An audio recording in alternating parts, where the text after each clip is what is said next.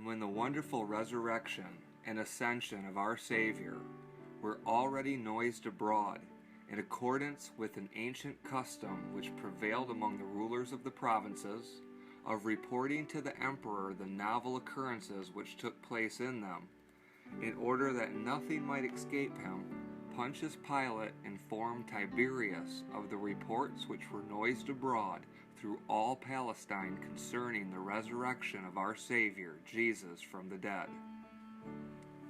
He gave an account also of other wonders which he had learned of him, and how, after his death, having risen from the dead, he was now believed by many to be a god. They say that Tiberius referred the matter to the Senate, but that they rejected it ostensibly because they had not first examined into the matter.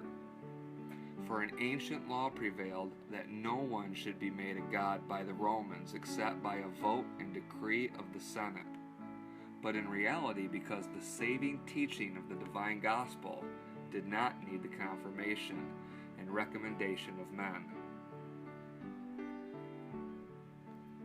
But although the Senate of the Romans rejected the proposition made in regard to our Savior, Tiberius still retained the opinion which he had held at first, and contrived no hostile measures against Christ.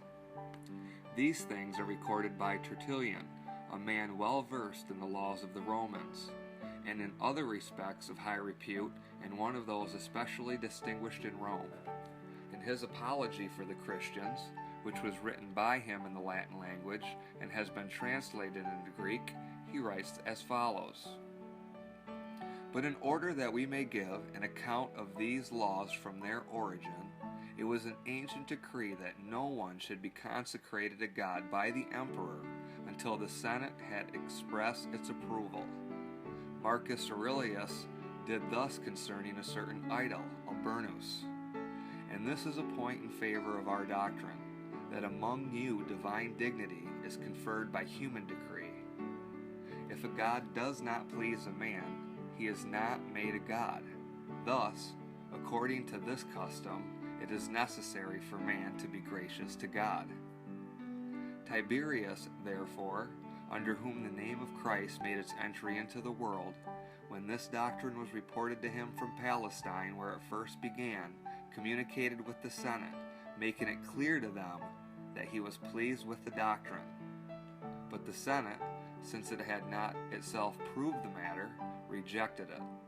But Tiberius continued to hold his own opinion and threatened death to the accusers of the Christians. Heavenly providence had wisely instilled into this his mind, in order that the doctrine of the gospel, unhindered at its beginning, might spread in all directions throughout the world."